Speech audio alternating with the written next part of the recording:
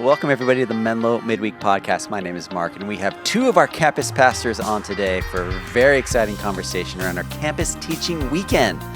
It was tons of fun getting to hear each of the campus pastors speak live at each campus, and it was just a joy to see the encouragement that they brought to our community around things like suffering.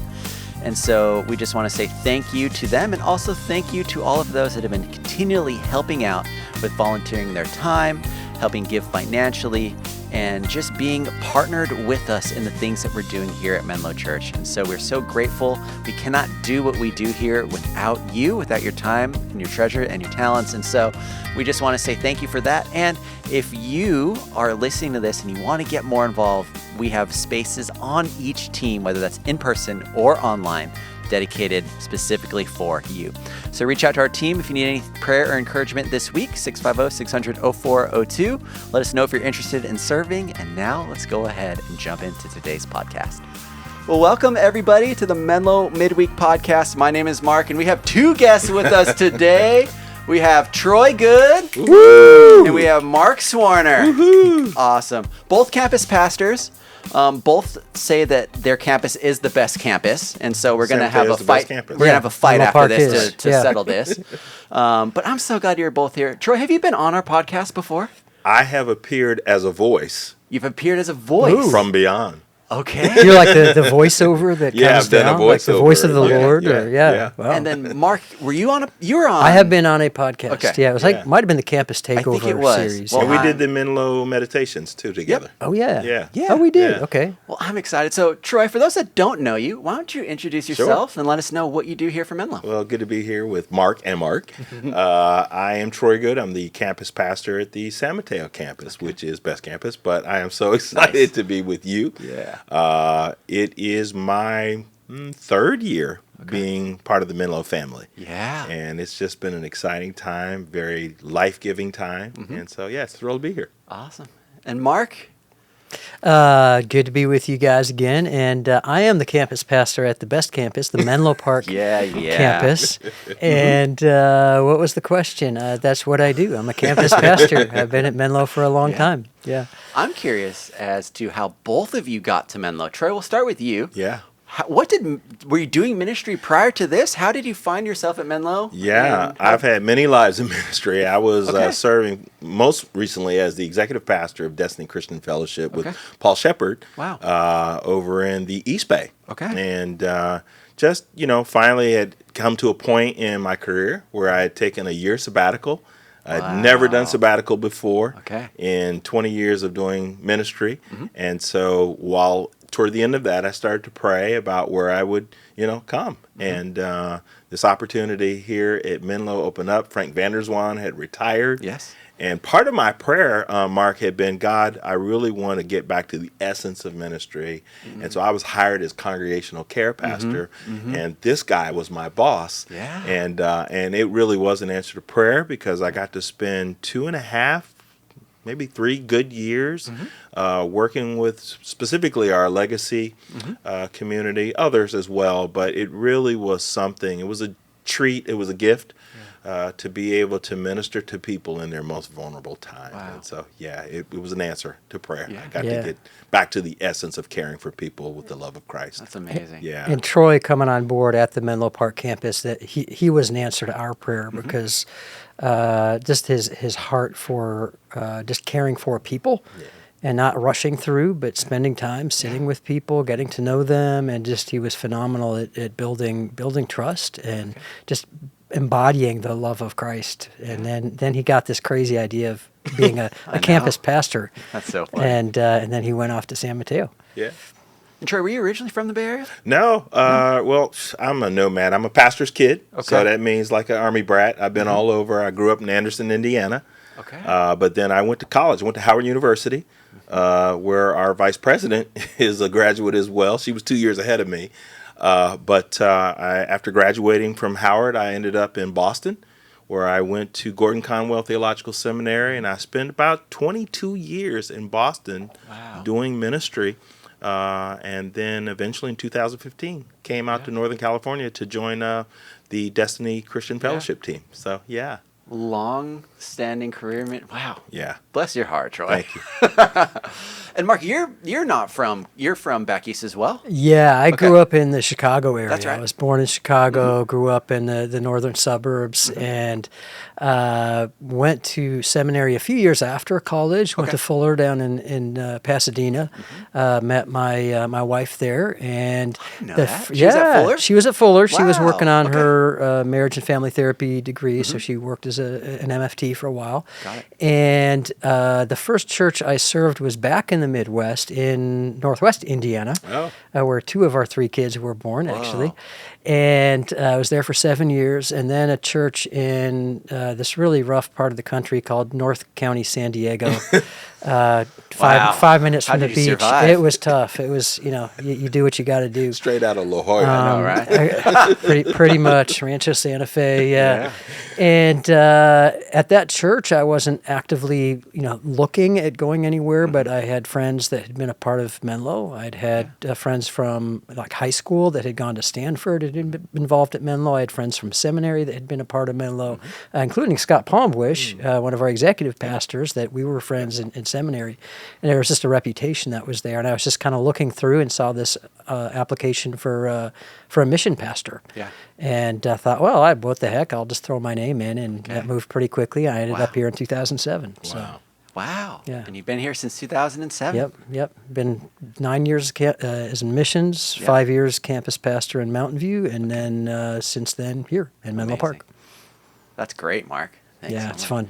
fun. And it's always a joy that when not only do we get to know you better now, but also we get to know you a little bit better through your teaching, which is not something we get to do too often, but I really love when it comes around because I feel like as we just learned a little bit more about you, we get to hear more about your lives and how you're pastoring, and that really informs our congregation on the way and the unique ways that you can care for people there. So I love when we get to have live teaching at each of the campuses. And so I'm curious, it's not part of your normal role. Is this something when it comes around that you're looking forward to? Or is this a get to, or is this a have to? And don't worry, we can cut this part out if Phil's going to listen in on this. Okay.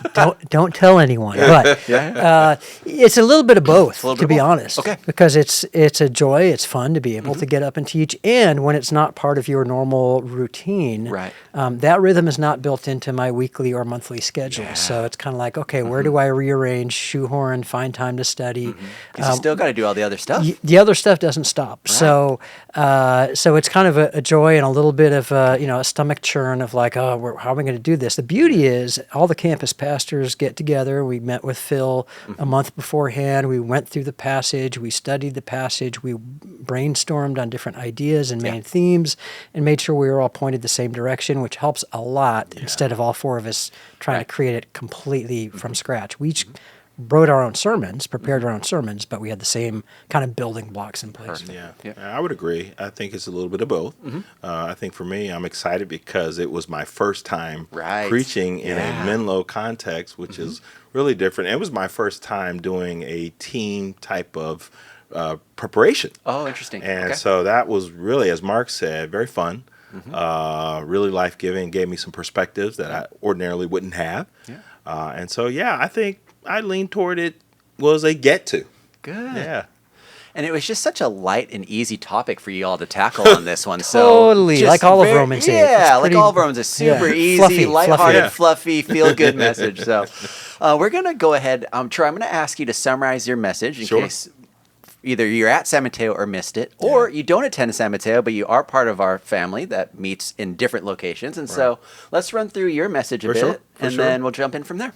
Well, I think, as I shared with the congregation, the one takeaway I wanted them to think through was that pain that may have been meant to shatter them really in God's hands became a tool to shape them.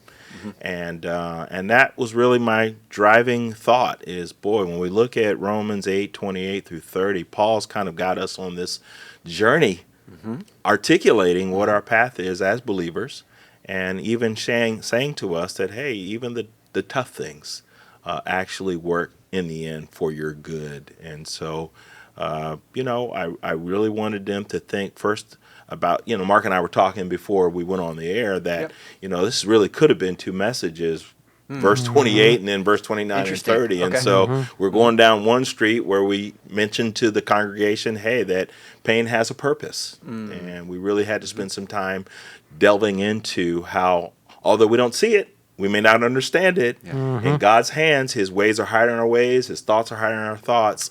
Ultimately, it can prove to be our good. But then we started to articulate what that path of a believer looks like in 29 and 30. And we just made all of these great stops, taking time to explain, some of the terminology, and ultimately get us to the promise of glorification and what that looks like for the believer. So at the end, I said, hey, the promise is worth the process. Yeah. And there's great. definitely Well a said. process that, we're all walking through. But I wanted to encourage our group that it's worth it in the end. Yes. So, yeah. Good. Mark, how was yours? What parts of that were similar to your message, and what ways did you deviate a bit? Yeah, I completely came to the opposite conclusion from Troy. Classic. No, I mean, very much the same themes. I mean, there were two major chunks as we looked at those Right. verses. One is that there is a purpose in our problems. That even though we may not see it, like Troy said, in the midst of pain, in the midst of suffering, the last thing I want to hear is someone just be like, hey, it's all going to work out together for good. Right. As if I'm not actually suffering, as if I'm Right. not in pain. We don't want to rush to that as a trite platitude. But there is a purpose because God doesn't waste anything. God doesn't waste a moment. I talked about how God brought light out of darkness. God brings sight out of blindness. God brings life out of death. And no matter what the world can throw at us, God is able, in a way that only God can do, to bring some redemptive good out of it.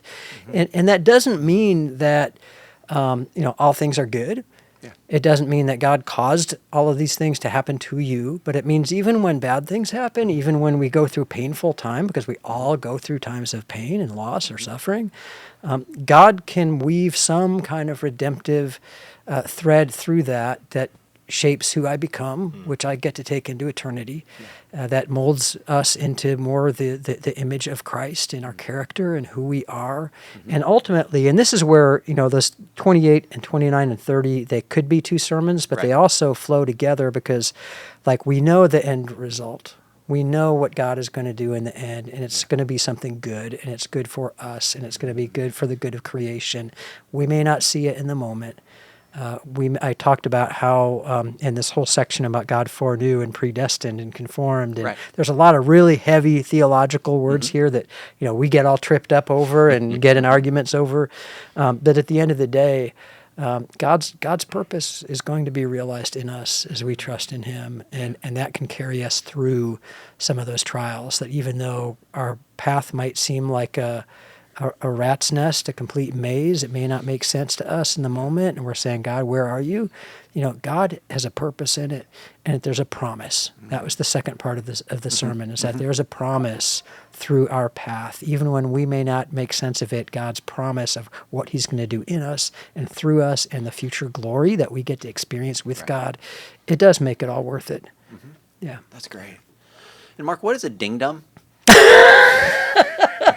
Did you hear about this? Yes. I have not. Well, watch the sermon online. What is a dingdom?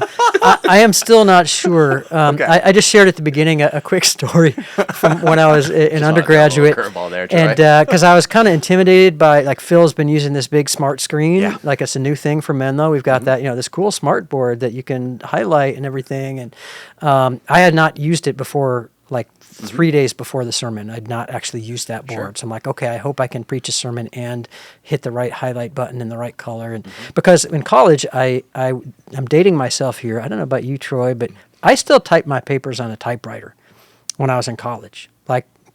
PCs and the original Apple Mac thing that looked like a big box.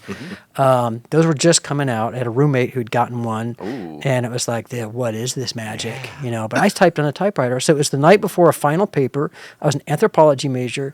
It was a paper on a kingdom, the Betsileo kingdom, which I think was in Madagascar in the 18th century or something. A whole paper about this kingdom, right? This is what anthropology people do. And I'd made a typo the whole time. And I didn't realize I was making that typo. And this is a dumb typewriter, so it doesn't, no spell check, nothing like that. The whole paper. And I didn't know this until after I got the paper back because I was doing it the night before and past midnight and rushed to turn it in by the 9 a.m. deadline. I didn't proofread the thing, clearly. So I got this paper back, and throughout this whole paper, he said, nice paper, but what exactly is a dingdom? Because every single time, instead of the word kingdom, I typed the word dingdom. So, I'm sure the anthropology professor got a good laugh out of it, and I felt like an idiot, but, it was funny. That's so what a funny. dingdom is. Yeah. I love it. We're not sure. Part of the dingdom of God. The dingdom of God. It's just right. So it gets you right here, right? And Troy, I'm curious. You mentioned in your mental history that you were over congregational care and at the essence of what it means to care for people. So you were there in funerals, in bedside, with families that were grieving. How much of that informed your sermon over the weekend? All of it. Yeah. In fact, I thought as I prepared about many of those stories and watching people at their end and really watching them cling to this truth that we embed here in these verses. I thought so many of the stories, and we got to celebrate a birthday party recently. Mark and I were at a birthday party together, but there was a somberness to it underneath it all because of the loved one that this person had lost. And yet just to see them still full of joy and still able to have a party.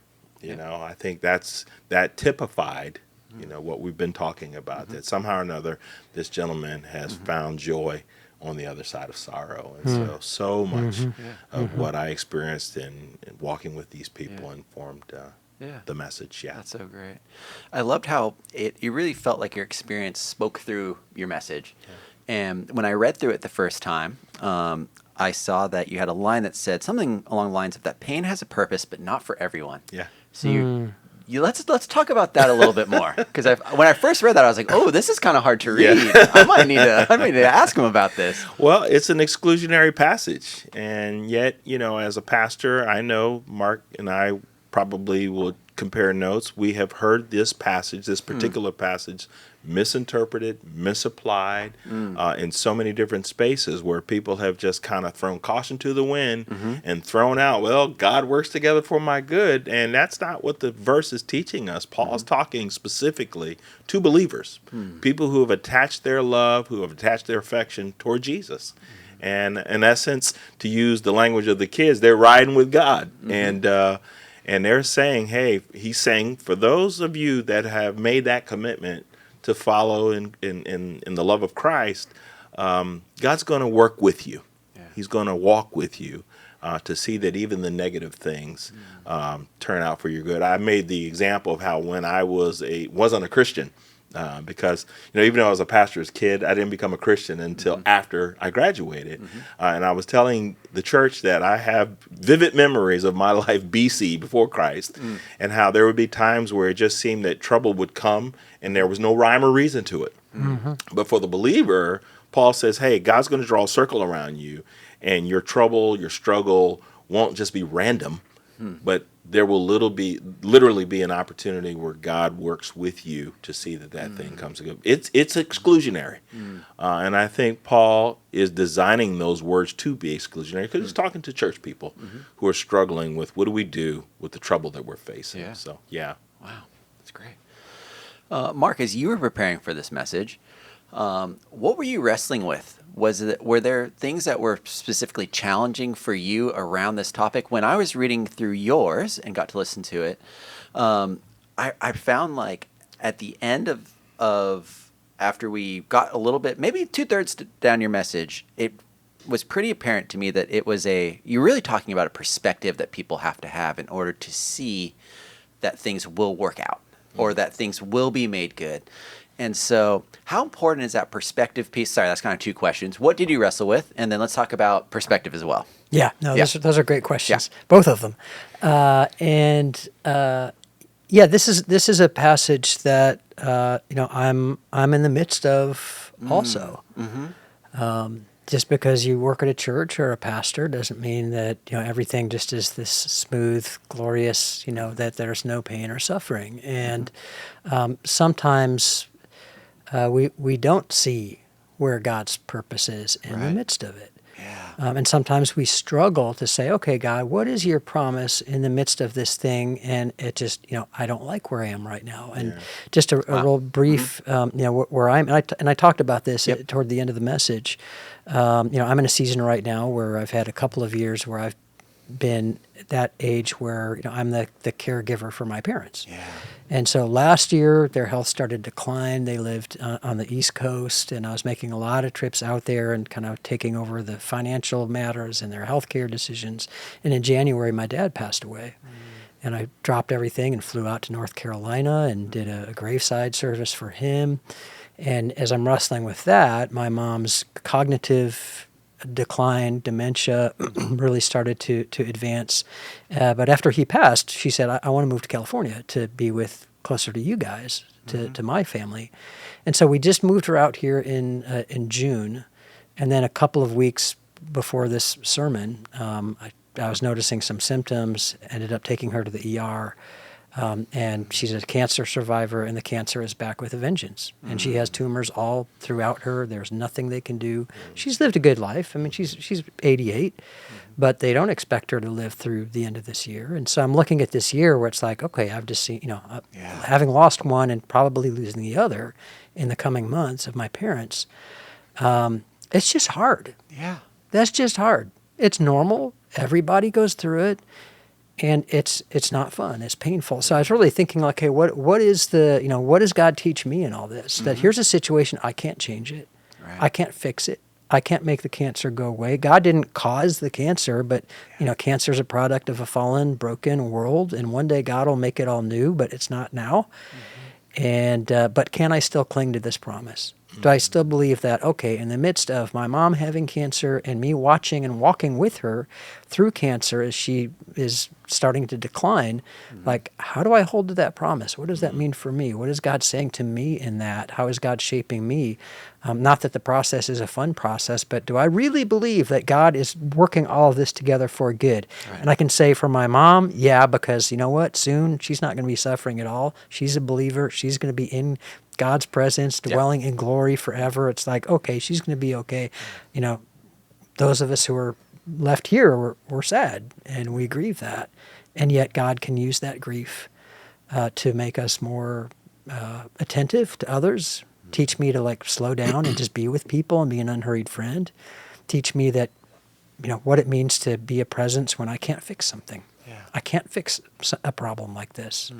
And what does it mean to just be present? And that's something that God is doing in me, because I'd much rather jump in and fix it. So that's where that personal piece is coming from. Yeah.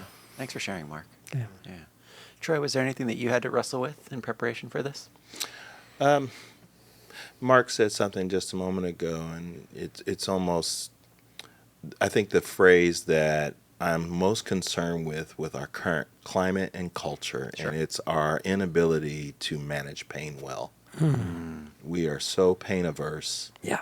And I'm marveled at my friend, and I've been fortunate enough to have a front row seat for a lot of what he just articulated. And I love him more and more as I watch him manage this tension. It makes my respect for him deepen, because the majority of our culture, we don't know how to sit with pain. And that's in essence what the core of this. Paul is really saying, hey, life is tough. We're in a broken world. In fact, he says even the creation itself cries out because of its own agony. I mean, think about that. That the earth, the physical matter of earth, is literally feeling the pain of being broken. And Paul says, it groans. And so how much more do we as its inhabitants? And yet Paul says you need to learn how to sit with pain. And that is completely incongruent with where we are as a culture, where everything is about how do I get rid of this pain? It's all about my self-care. Even some of the theology that I hear in various churches has shifted away from learning how to sit and suffer well. We're more inclined to say, well, if you follow these 3 steps, you'll get out of that. Yeah. And God doesn't want to do that. God's not in the business. He's never been in the business of helicoptering in and rescuing us. Sometimes it is a part of his plan that we just sit in that. And as we sit in it, the promise is God forms us and shapes us into more and more of the image of his son. And so that's my thing. You know, when I think about this message, I'm like, God, are we a culture that will learn what it is to suffer and suffer well? It seems to be a lost part of our theology that, you know, it's not popular, but it's right there in Scripture, and it certainly confronts us every day. That is so good, Troy. Yeah. Makes me wish I'd stolen that and put that in my sermon. That there is such a need to avoid pain, to medicate ourselves from pain, to deflect it somehow, or shift it to someone else in anger. Anything to avoid having to sit in pain, because who likes that? None of us do. None of us want to do that. And yet, I think there's a quote from Richard Rohr, which I almost put in the sermon but didn't, about how when we can't rush too quickly out of pain or grief, because it always has something to teach us. It always has something to teach us that we desperately need to learn. And unless we sit there long enough and let God minister to us and begin to experience the deeper grace and mercy of God even in the midst of pain, then we are numbing ourselves to the fullness of life, and we're numbing us to the joy that can come when we see how God does work through all this. Wow, that's so good. I've been so struck by this concept.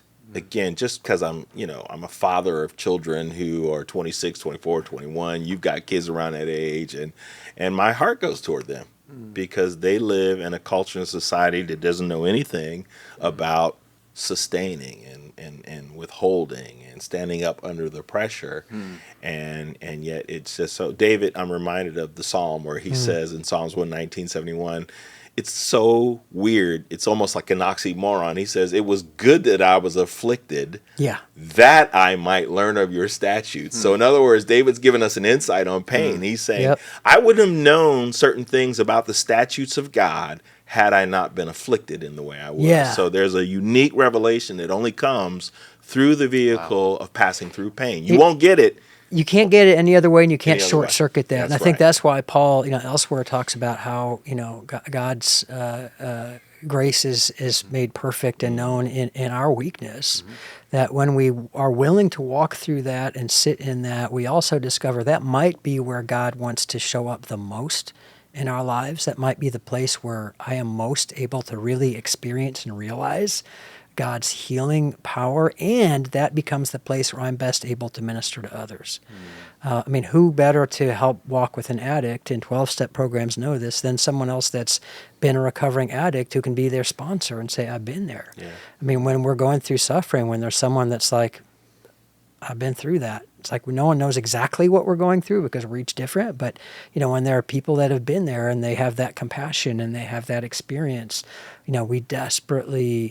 we need that. I think we short circuit that process of what God wants to do in us and through us when we gloss through it too fast. I got a chance to read Josh Robertson, who's one of the other campus pastors, and read his sermon as well. And I was impressed with the question he asked at the end of his. And he said, what if we didn't pray, God, get us out of this?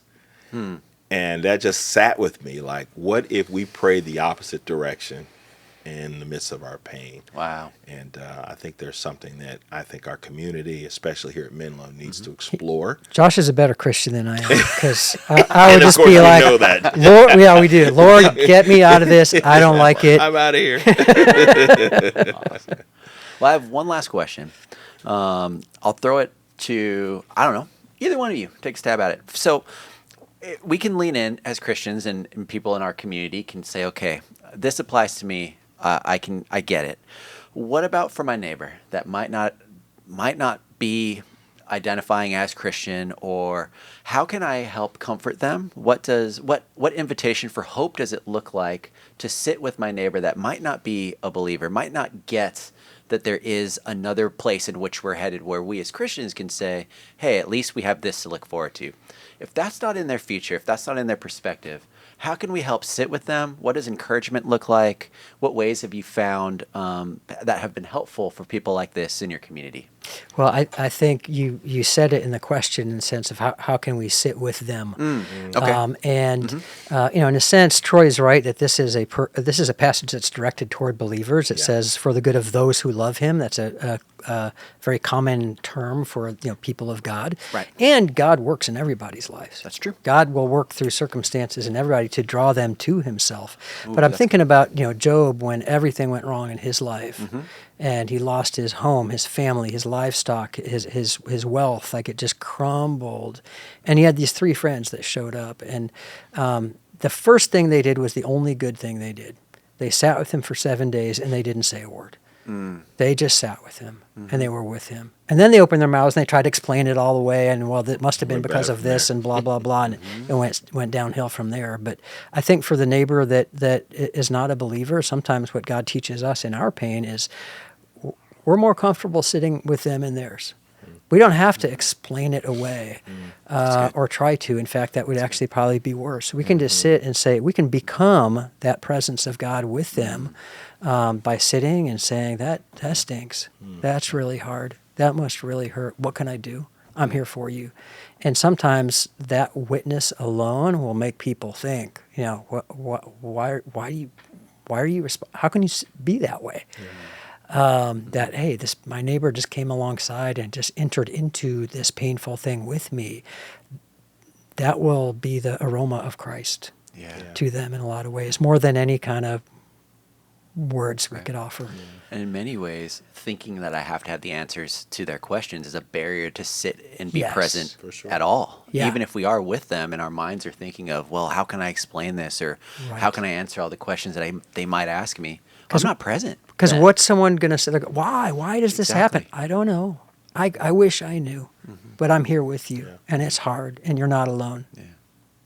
Troy, anything to add to that? No. I mean, I yield to my elder.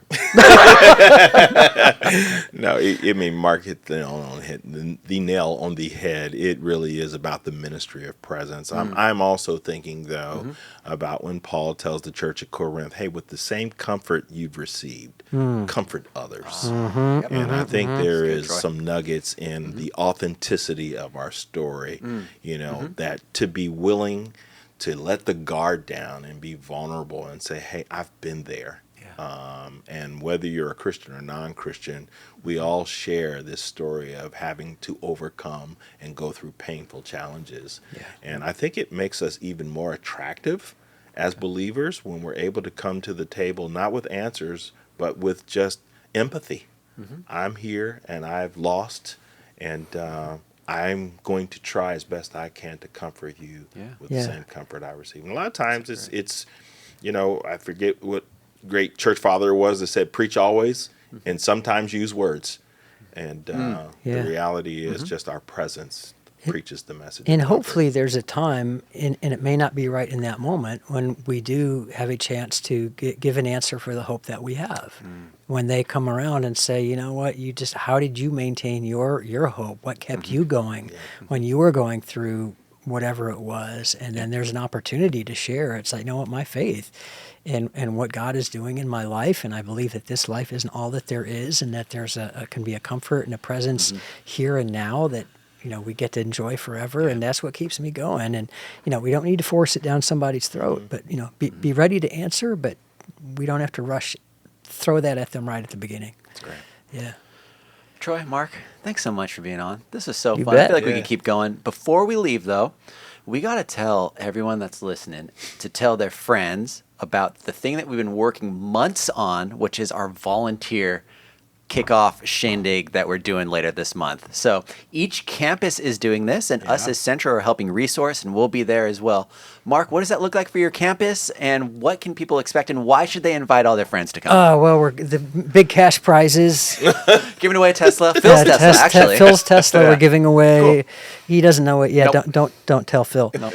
Yeah, it's going to be a lot of fun. I mean, this is a way to kind of rally our volunteers. We have hundreds and hundreds of volunteers across our campuses helping with kids ministry and students ministry and worship and the tech stuff behind the scenes and group leaders and care. There's all kinds of ways people invest their gifts, and this is a chance to celebrate them, to just enjoy some time together, to share some vision of what we're looking at in this coming year, some of the opportunities to grow, and some little breakouts that'll help equip our church to be just be better equipped for this coming year. We're really excited about it, and it'll be a lot of fun. Yeah, well said, Mark. It's all of that, and I think I'm really excited because we've been talking about the why. Mark Kim's introduced that concept to us as a team, and I'm so excited to rally the troops, as Mark said, but also just to remind them of the why of what we do, and how exciting it is to gather. And so, it's going to be a huge pep rally in my mind, and we're looking forward to some great breakfast, some great laughs, and some great equipping. So it's going to be August 17th, 8:30 in the morning, and it'll be a great day. Yep. And if you're listening to this, they were doing this at every campus, so not just San campus. Mateo, Yes, every and campus. not just Menlo Park. It's every campus, and you can head over to menlo.church to find out more information about this and RSVP, because we are so looking forward and preparing a space for you to be there. So, Mark, Troy, thanks so much for being on. Thanks for having us. For you guys. If you have any questions or prayer requests this week, you can text our team at 650-600-0402. Big shout out to Alexa as well, who's helping out with recording today. Thanks so much. Have a great week, everyone. We'll see you soon. See ya. Bye. God bless you.